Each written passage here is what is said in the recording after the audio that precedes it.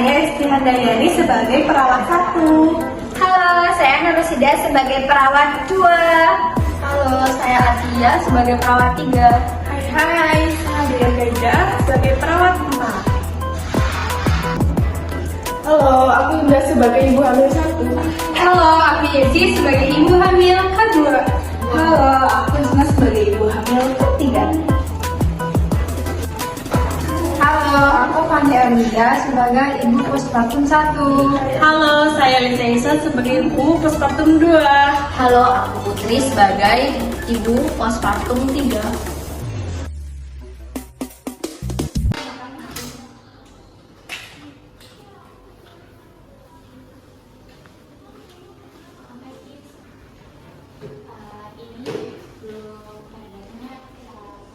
Pagi suster. Pagi. Untuk penyelenggaraan hari ini, untuk pesertanya kita tunggu dulu ya. Iya. Ya.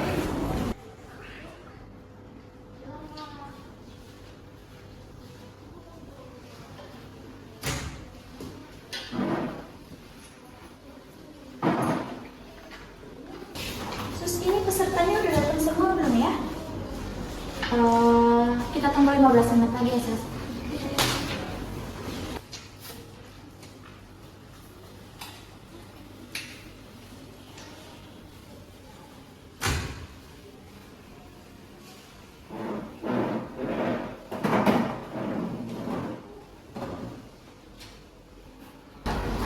Selamat pagi semuanya. Hai. Oke, baik, karena telah berkumpul semua ya. Acara hari ini kita mulai. Saya silakan untuk para perawat bisa menjelaskan materi hari ini.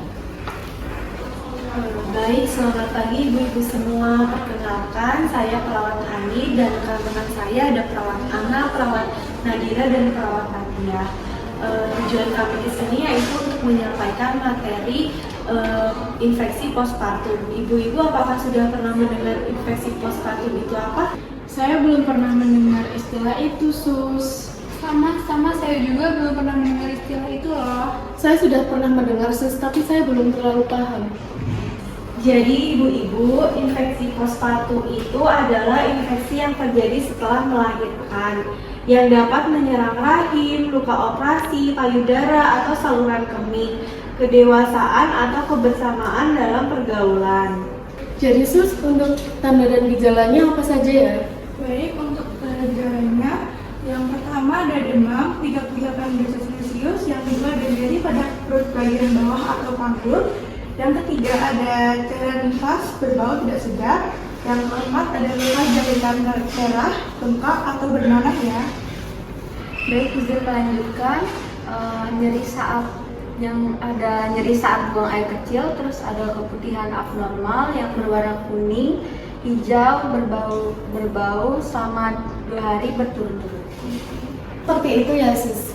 Lalu Sus, terjadinya penyebab infeksi postpartum itu apa ya? Nah, penyebabnya yaitu yang pertama ada persalinan lama atau ketuban pecah dini. Yang kedua ada persalinan operasi atau seksual kaisaria.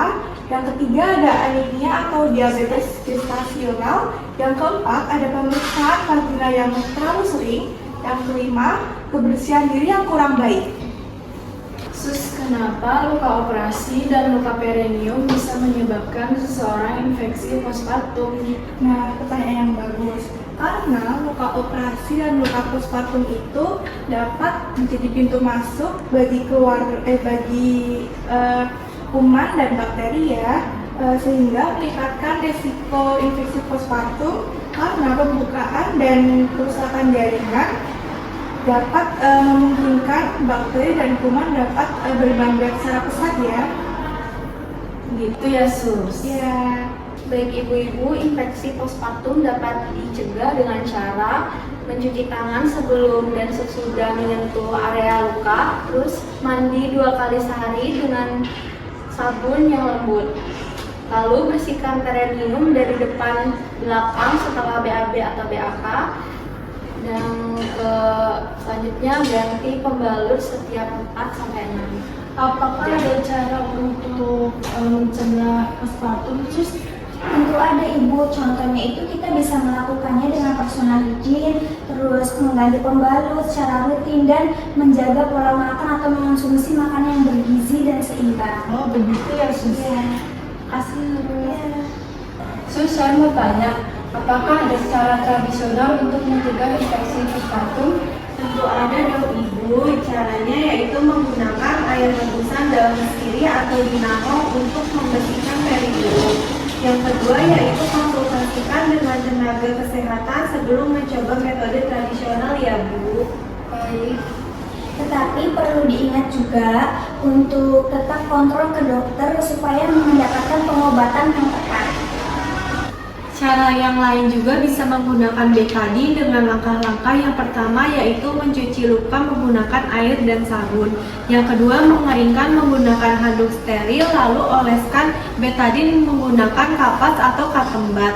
Lalu diamkan betadine hingga mengering dan lakukan selama 2-3 kali sehari ya Bu. Sus, saya pernah mendengar cara mencegah infeksi postpartum dengan cara pengobatan tradisional menggunakan daun sirih. Apa itu benar, Sus?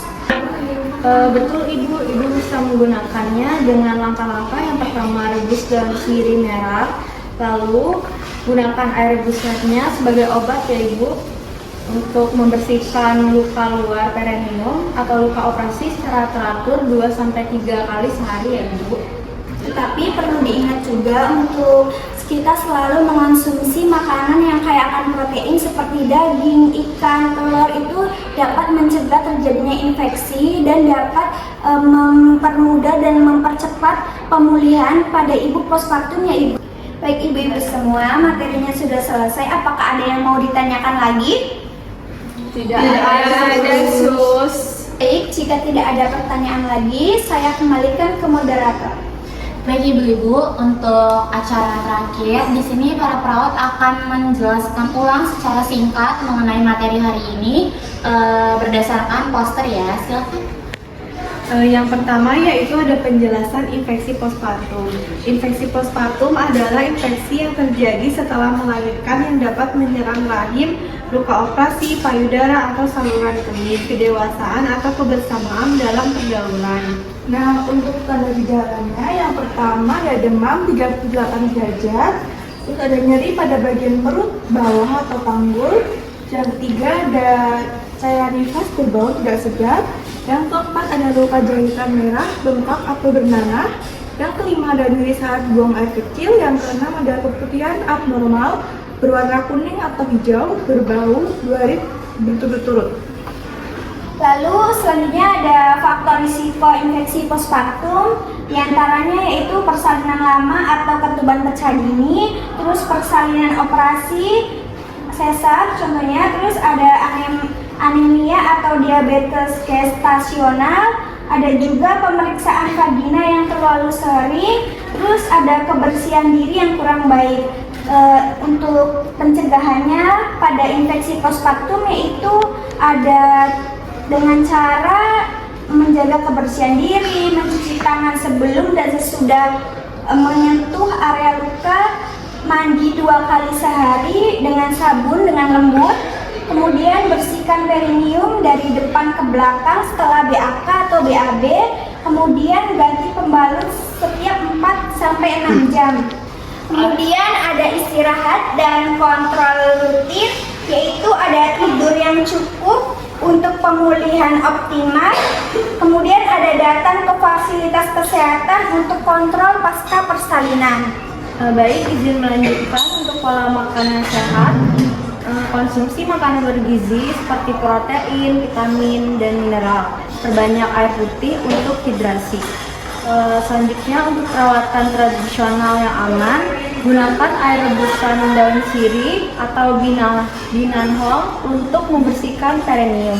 Yang kedua, konsultasikan dengan tenaga kesehatan sebelum mencoba metode tradisional. Baik Ibu-ibu semua, penjelasan singkat ulang dari para perawat telah selesai. Tadi juga kita sudah mendengarkan apa itu definisi dari infeksi postpartum, gejala dan tanda-tandanya, juga serta cara pencegahannya bagaimana. Baik, acara hari ini saya tutup. Terima kasih karena sudah menghadiri acara penyuluhan kesehatan pada hari ini. Terima kasih, selamat siang semuanya. Stop.